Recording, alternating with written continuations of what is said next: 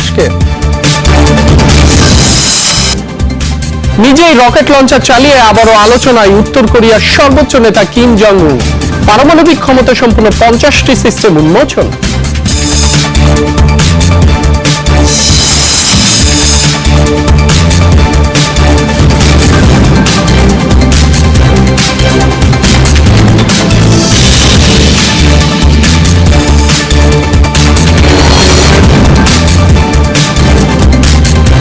দর্শক আমন্ত্রণ যমুনা আইডেসকে। শিরোনামগুলো দেখছিলেন।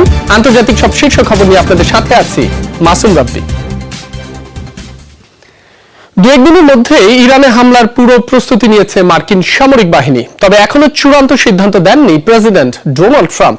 বিভিন্ন সূত্রে বরাতে এই তথ্য প্রকাশ করেছে একাধিক মার্কিন সংবাদ মাধ্যম। জানিয়েছে বুধবার হোয়াইট হাউসের সিচুয়েশন রুমে হয়েছে ইরান নিয়ে আলোচনা। যদিও হোয়াইট হাউস বলছে ইরানকে এখনো চুক্তির সুযোগ দিচ্ছেন ট্রাম্প।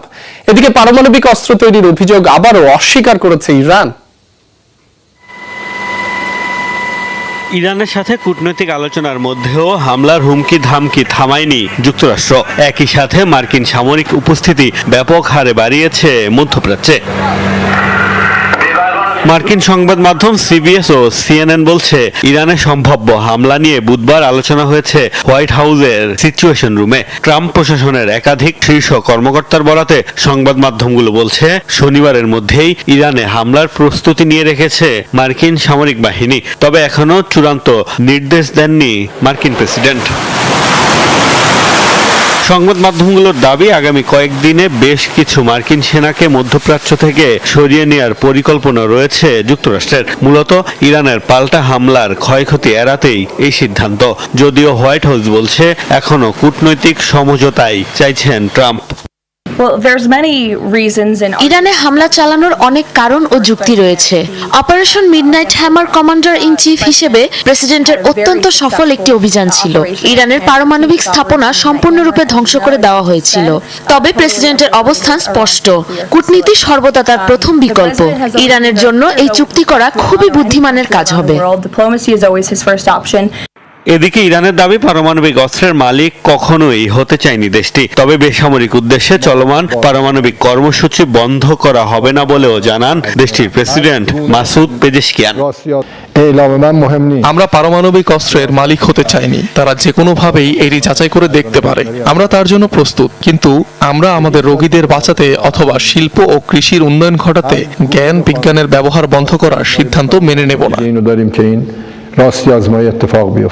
গত জুনে ইরান ও যুক্তরাষ্ট্রের মধ্যে পারমাণবিক চুক্তির আলোচনা শুরু হলেও তা ভেস্তে গিয়েছিল ইসরায়েলের হামলায়। যুক্তরাষ্ট্রের হুমকি ধামকির কারণে আবারও বাড়ছে একই পরিণতি শঙ্কা। মোস্তফা মাহমুদ, যমুনা নিউজ। বাংলাদেশের প্রথম 5D AI ইনভার্টার যুক্ত সর্বোচ্চ বিদ্যুৎ সাশ্রয়ী যমুনা এয়ার কন্ডিশনার। যৌথ সামরিক মহড়ায় অংশ নিতে ইরানের বন্দর আব্বাসে পৌঁছেছে রাশিয়ার যুদ্ধজাহাজ স্টোইকি। এ তথ্য নিশ্চিত করেছে রাশিয়ার প্রতিরক্ষা মন্ত্রণালয়। এ সময় যুদ্ধজাহাজ পৌঁছানোর পর রুশ কর্মকর্তাদের স্বাগত জানানোর একটি ভিডিও ফুটেজও প্রকাশ করা হয়েছে। ইরানের আধা সরকারি সংবাদ সংস্থা ফার্স নিউজ জানিয়েছে ওমান সাগর ও ভারত মহাসাগরে বৃহস্পতিবার নৌ মহড়া চালাবে রাশিয়া ও ইরান। এর আগে চলতি সপ্তাহে যুক্তরাষ্ট্রের হুমকি ধামকির মধ্যেই হরমুজ প্রণালীতে ব্যাপক সামরিক মহড়া চালায় ইরানের বিপ্লবী গার্ড বাহিনী আইআরজিসি।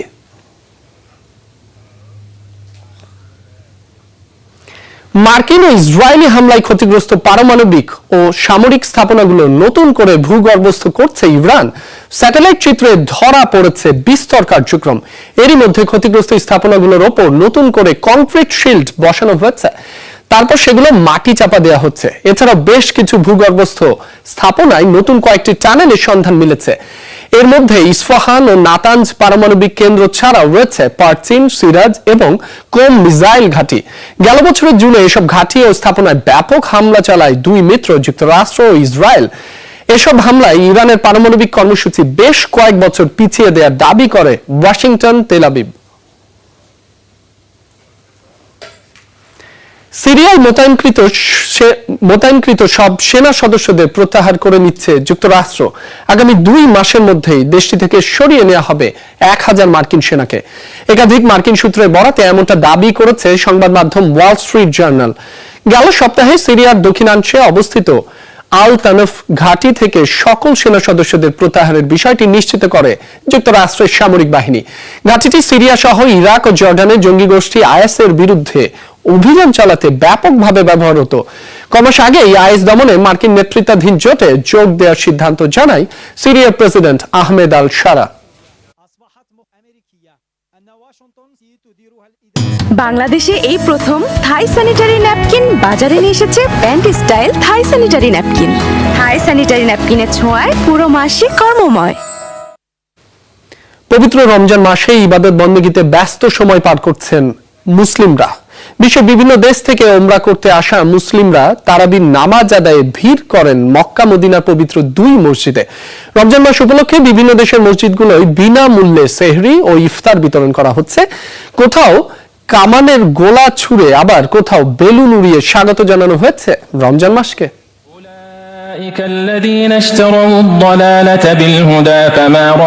মক্কা এবং মদিনার পবিত্র 2 মসজিদে তারাবির নামাজ আদায়ে ব্যস্ত মুসল্লিরা। আল্লাহর রহমত এবং গুনাহ মাফের আশায় সিয়াম সাধনায় ব্যস্ত ওমরাহ করতে আসা বিশ্বের বিভিন্ন দেশের নাগরিকরা। পবিত্র এই মাসে রোজা রাখা এবং তারাবির নামাজ আদায়ের পাশাপাশি অন্যান্য ইবাদতেও ব্যস্ত সময় পার করছে বিভিন্ন দেশের মুসলিমরা। পাকিস্তানে প্রথম সেহরিতে বিভিন্ন মসজিদে বিতরণ করা হয় বিনামূল্যে খাবার। রমজান উপলক্ষে আমরা আমাদের প্রতিবেশীদের খেয়াল রাখার পাশাপাশি পৃথিবীর সকল কষ্টে থাকা মুসলিম ভাইদের জন্য বিশেষভাবে দোয়া করি। বিশেষ করে স্মরণ করি আমাদের ফিলিস্তিনি মুসলিম ভাই বোনদের। একই চিত্র ইরাকেও। রাজধানী বাগদাদের ঐতিহ্যবাহী আব্দুল কাদির জিলানী মসজিদে প্রথম ইফতারে জড়ো হয় হাজারো মানুষ। পুরো রমজান মাস জুড়ে বিনামূল্যে ইফতার বিতরণের ঘোষণা দিয়েছে কর্তৃপক্ষ। ধর্মীয় ভাবগাম্ভীর্য আর বিভিন্ন আয়োজনে সিয়াম সাধনায় ব্যস্ত ইন্দোনেশিয়ার মুসলমানরাও। দেশটির সরকারের মার্কিন প্রেসিডেন্টের গাজা বোর্ড অফ পিসে অন্তর্ভুক্ত হওয়া নিয়ে ক্ষোভ জানায় দেশটির মুসলমানরা। গণহত্যা, নারী ও শিশুদের উপর নির্যাতন কোনোভাবেই স্বাভাবিক ঘটনা হতে পারে না। আশা করি প্রশাসন যেসব পদক্ষেপ নিচ্ছে সেগুলো সঠিক ও ন্যায়সঙ্গত।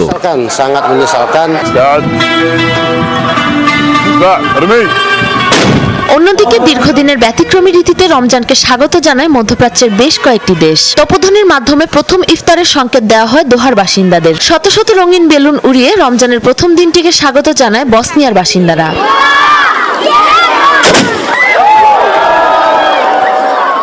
সাবরিনা নুসরাত, যমুনা নিউজ।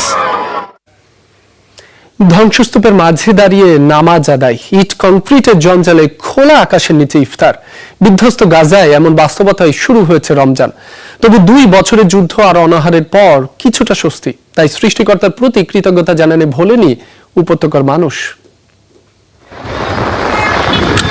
হাজারো মানুষের তিলাওয়াতে মুখরিত ছিল গাজা সিটির আল হাসাইনা মসজিদ।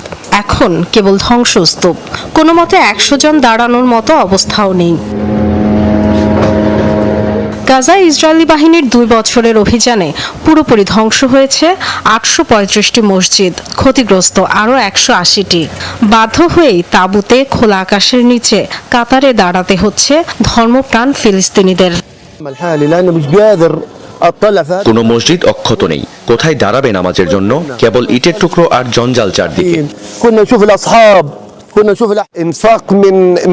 আগে ভিন্ন পরিবেশে রমজান আসতো, শক্তিশালী পারিবারিক বন্ধন, একসাথে মসজিদে যাওয়া, শান্তিপূর্ণ জমায়েত, কুরআন পাঠ, তারাবির নামাজ।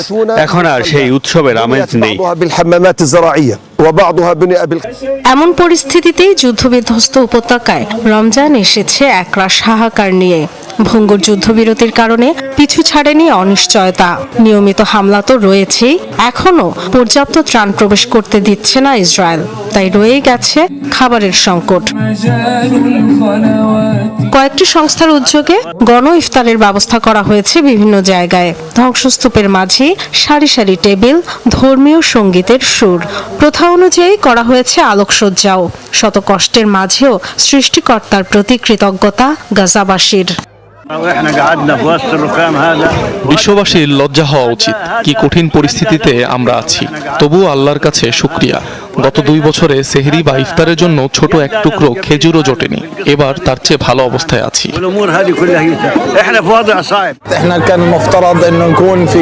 পরিবারের অনেকের মৃত্যু হয়েছে, এক ভাই আহত, এক ভাই বন্দী। সব ক্ষত নিয়েই বাঁচতে হবে। এই সামান্য আয়োজন আমাদের আগের মতো জীবনযাপন মনে করিয়ে দিচ্ছে।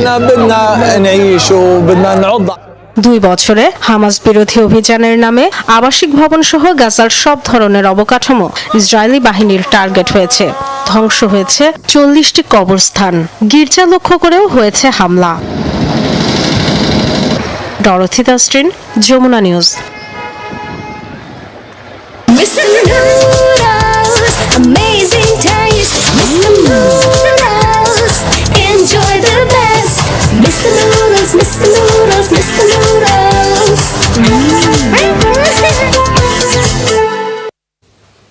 চীনের হুবেই প্রদেশে একটি আতশবাজির দোকানে ভয়াবহ বিস্ফোরণে 12 জনের প্রাণ গেছে, দগ্ধ আরো কয়েকজন। আগুনে আশপাশের বেশ কয়েকটি দোকানও পুড়েছে। বুধবার স্থানীয় সময় দুপুর 2:30টার দিকে শিয়াংয়ান শহরের একটি মার্কেটে দুর্ঘটনাটি ঘটে। ঘণ্টাখানেকের মধ্যেই তা নিয়ন্ত্রণে আনা হয়। এখনো বিস্ফোরণের কারণ জানা যায়নি, চলছে তদন্ত। একদিন আগেই চীনের জিয়াংসু প্রদেশে আতশবাজির দোকানে আগুন লেগে 8 জনের মৃত্যু হয়। চীনা চান্দ্রবর্ষের উৎসব ঘিরে দেশটিতে এখন আতশবাজির রমরমা ব্যবসা চলছে।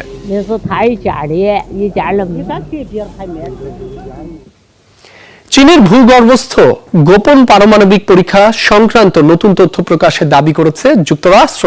মঙ্গলবার এক অনুষ্ঠানে এ বিষয়ে কথা বলেন শীর্ষ এক মার্কিন প্রতিনিধি। জানান 2020 ছোট মাত্রার একটি বিস্ফোরণ চিহ্নিত করে কাজাখস্তানের একটি দুর্গম সিসমিক স্টেশন, যা শনাক্ত হয় ওই স্থান থেকে প্রায় 450 মাইল দূরে পশ্চিম চীনের লপনর পারমাণবিক পরীক্ষা কেন্দ্রে। তবে বিষয়টি নিশ্চিত করেনি আন্তর্জাতিক পারমাণবিক পরীক্ষা নিষিদ্ধকরণ সংস্থা। এদিকে চীনের এই গোপন পারমাণবিক পরীক্ষার খবর নাকচ করেছে চীনের মিত্র দেশ রাশিয়া। এরই মাঝে ওয়াশিংটনের এই অভিযোগ অস্বীকার করেছে বেইজিংও। নিজেই রকেট লঞ্চার চালিয়ে আলোচনার জন্ম দিলেন উত্তর কোরিয়ার সর্বোচ্চ নেতা কিম জং উন। সামরিক বাহিনীর এক অনুষ্ঠানে ধরা পড়েছে এমন দৃশ্য, যেখানে একে একে উন্মোচন করা হয় পারমাণবিক ক্ষমতা সম্পন্ন 50টি রকেট লঞ্চার সিস্টেম। উত্তর কোরিয়ার সর্বোচ্চ নেতা কিম জং উনের নতুন চমক, নিজেই চালিয়ে পরখ করে নিচ্ছেন রকেট লঞ্চার সিস্টেম। রাষ্ট্রীয় দলের সম্মেলন সামনে রেখে একযোগে 50টি রকেট লঞ্চার সিস্টেম উন্মোচন করেছে পিয়ংইয়ং। সবকটি পারমাণবিক ক্ষমতা সম্পন্ন, আর এগুলো উপহার হিসেবে দিয়েছে উত্তর কোরিয়ারই বিস্ফোরক প্রস্তুতকারকরা, এমন দাবি রাষ্ট্রীয় গণমাধ্যমগুলোর। পিয়ংইয়ং এর দাবি 600 মিলিমিটার ক্যালিবারের ক্ষমতা সম্পন্ন এই রকেট লঞ্চারগুলো অত্যাধুনিক প্রযুক্তিতে তৈরি করা হয়েছে, যা শক্তি ও নির্ভুলতার দিক থেকে একটি উচ্চ ক্ষমতা সম্পন্ন ব্যালিস্টিক মিসাইলের চাইতে কোনো অংশে কম নয়। এছাড়াও লঞ্চারগুলোতে যুক্ত করা হয়েছে কৃত্রিম বুদ্ধিমত্তা প্রযুক্তি। একই আয়োজনে উত্তর কোরিয়ার সামরিক সক্ষমতা আরও উন্নত করার প্রত্যয় ব্যক্ত করেন কিম জং উন। মূলত ক্ষমতাসীন ওয়ার্কার্স পার্টির 9ম সম্মেলনকে সামনে রেখে একের পর এক চমক দেখাতে ব্যস্ত সর্বোচ্চ নেতা, কেননা এই সম্মেলনই দেশটির সবচেয়ে বড় রাজনৈতিক সমাগম, যেখান থেকে নির্ধারিত হয় নতুন নীতি, আসতে পারে ক্ষমতা পরিবর্তনের ঘোষণাও। অনিক রহমান, যমুনা নিউজ। নেটোর সামরিক মহড়ায় স্টেট ফার্স্ট ডার্ট 26 আয়োজন করেছে জার্মানি। সামরিক মিত্রদের রণকৌশল সক্ষমতা যাচাই ও প্রশিক্ষণে আয়োজিত এই মহড়া বুধবার জার্মানির পুতলস মিলিটারি প্রশিক্ষণ কেন্দ্রে শুরু হয় সেনাদের স্থল ও জলপথে আক্রমণের বিভিন্ন প্রশিক্ষণ।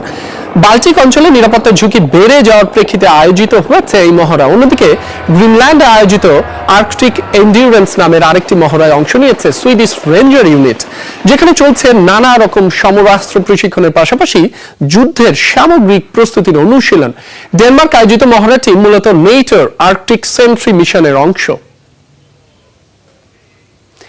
চীনা রোবটকে নিজেদের দাবি করে এআই সামিট থেকে বাদ পড়ল ভারতের এক বিশ্ববিদ্যালয়।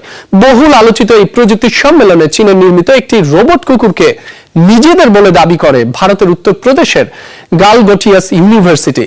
এ নিয়ে চলছে তোলপাড়। প্রথমে অস্বীকার করলেও পরে আনুষ্ঠানিকভাবে ক্ষমা চেয়েছে শিক্ষা প্রতিষ্ঠানটি। এর আগে সম্মেলনে বিশ্ববিদ্যালয়টির স্টলে বৈদ্যুতিক সংযোগ বিচ্ছিন্ন করে বহিষ্কার নোটিশ দেয় কর্তৃপক্ষ। বিশ্বের প্রায় হাজারখানেক এক্সিবিটর ও শতাধিক দেশের অংশগ্রহণে ভারতের নয়াদিল্লিতে চলছে এআই সামিট, যেখানে যোগ দিয়েছে এআই স্টার্টআপ, টেক কোম্পানি ও রিসার্চ ল্যাব সহ বিশ্বখ্যাত সব প্রতিষ্ঠান। সম্প্রতি এই এআই সম্মেলনে একটি চীনা রোবট কুকুরকে নিজেদের উদ্ভাবিত বলে দাবি করে চরম বিতর্কে পড়ে ভারতের গ্যালগোটিয়াস নামের এক বিশ্ববিদ্যালয়।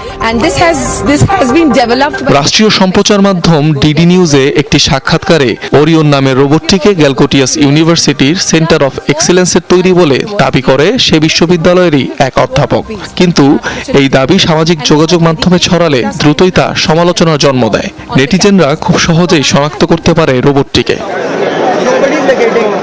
ভুয়া দাবির জেরে প্রথমে সম্মেলনে বিশ্ববিদ্যালয়টির স্টলের বৈদ্যুতিক সংযোগ বিচ্ছিন্ন করা হয়, পরে আনুষ্ঠানিকভাবে পাঠানো হয় বহিষ্কারাদেশ, যদিও বিশ্ববিদ্যালয়টির দাবি ভিন্ন।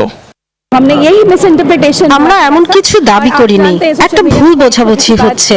এইসব ছোটখাটো বিষয় সোশ্যাল মিডিয়ায় আগুনের মতো ছড়ায়। আমরা কোথাও বলিনি এই রোবট ডগ আমাদের তৈরি, শুধু বলেছি এই রোবটের উপর আমাদের বিনিয়োগ রয়েছে। পরে অবশ্য ভুল বুঝতে পেরে এক বিবৃতিতে ক্ষমা প্রকাশ করে গ্যালগোটিয়াস বিশ্ববিদ্যালয়।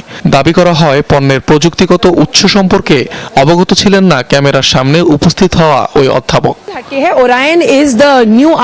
বিশ্ববিদ্যালয়টির দাবি করা রোবট কুকুরটি আদতে চীনের ইউনিট্রি রোবোটিক্স কোম্পানির তৈরি, যার নাম ইউনিট্রি গো টু। অনলাইনে প্রায় $2,500 বিক্রি হয় এটি, যার ব্যবহার গবেষণা ও শিক্ষা খাতে বিস্তৃত। অনিক রহমান, যমুনা নিউজ। ক্ষমতার অপব্যবহার এবং সরকারি কার্যালয়ে অসদাচরণের অভিযোগে গ্রেফতার করা হয়েছে ব্রিটেনের রাজা চার্লসের ভাই অ্যান্ড্রু মাউন্ট ব্যাটনকে। বৃহস্পতিবার তার 66তম জন্মদিন ছিল। সান্ড্রিংহাম এস্টেট থেকে আটক করা হয় তাকে। মেট্রোপলিটন পুলিশ জানিয়েছে তার বিরুদ্ধে প্রাথমিক তদন্ত চলছে এখনো। যৌন অপরাধী জেফ্রি অ্যাপস্টেইনের সাথে তার যোগসূত্রের কারণে বেশ কিছুদিন ধরে তীব্র সমালোচনার মুখোমুখি হন সাবেক এই রাজকুমার। অপ্রাপ্তবয়স্ক একাধিক নারীর সাথে যৌন কর্মের অভিযোগের জেরে চরম বিতর্কের মুখোমুখি হন তিনি। এসব বিতর্কের মুখে 2022 সালে তার সামরিক পদমর্যাদা কেড়ে নেওয়া হয়। গেল বছর বাতিল করা হয় তার সব রাজকীয় উপাধি। বিতাড়িত হতে হয় উইন্ডসরের রাজপ্রাসাদ থেকেও। সামরিক আইন জারির ঘটনায় যাবজ্জীবন কারাদণ্ড দেওয়া হয়েছে দক্ষিণ কোরিয়ার সাবেক প্রেসিডেন্ট ইয়ন সুক ইয়োলকে। বৃহস্পতিবার এই রায় ঘোষণা করেন দেশটির একটি আদালত। অর্থাৎ জীবনের বাকিটা সময় তাকে জেলেই কাটাতে হবে। এ সময় আদালত জানান 2024 সালের ডিসেম্বরে মার্শাল ল জারির ঘটনায় সাবেক প্রেসিডেন্টের বিরুদ্ধে ক্ষমতার অপব্যবহার ও রাষ্ট্রদ্রোহে নেতৃত্ব দেওয়ার অপরাধ প্রমাণিত হওয়ায় এই সাজা দেওয়া হয়েছে। পাশাপাশি সাবেক প্রতিরক্ষা মন্ত্রীকে দেওয়া হয়েছে 30 বছরের কারাদণ্ড। সাবেক পুলিশ প্রধান সহ তৎকালীন সরকারের আরো বেশ কয়েকজন শীর্ষ কর্মকর্তাকে বিভিন্ন মেয়াদের সাজা দেওয়া হয়েছে। রায়ের বিরুদ্ধে আপিল করার সুযোগ রয়েছে দণ্ডপ্রাপ্তদের।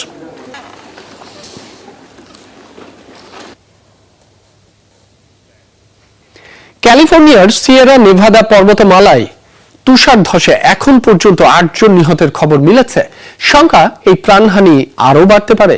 এখনো মরদেহ উদ্ধার করা যায়নি। বুধবার এক সংবাদ সম্মেলনে তথ্যগুলো নিশ্চিত করেছে ক্যালিফোর্নিয়া কর্তৃপক্ষ। এর আগে দুর্ঘটনাস্থল থেকে জীবিত উদ্ধার করা হয় 6 জনকে। প্রতিকূল আবহাওয়া ও তীব্র তুষারপাত অব্যাহত থাকায় উদ্ধার কাজ চালাতে বেগ পোহাতে হচ্ছে। এরই মধ্যে কয়েক ফুট বরফে তলিয়েছে স্থানটি। খোঁজ মেলেনি বেশ কয়েকজনের। একটি ফুটবল মাঠের দৈর্ঘ্যের সমান তুষার ধসটি মঙ্গলবার ভেঙে পড়ে।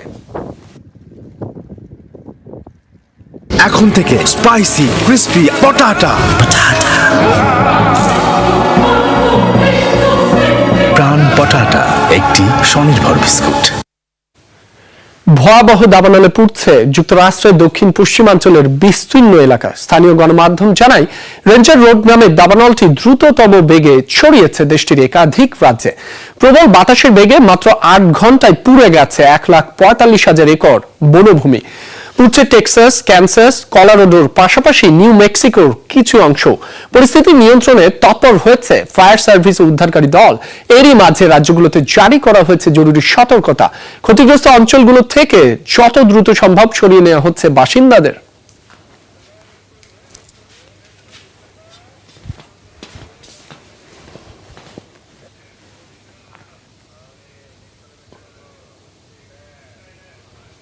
দর্শক, এই ছিল যমুনা আইডেস্কের এখনকার আয়োজনে। এতক্ষণ যারা সাথে ছিলেন সবাইকে ধন্যবাদ।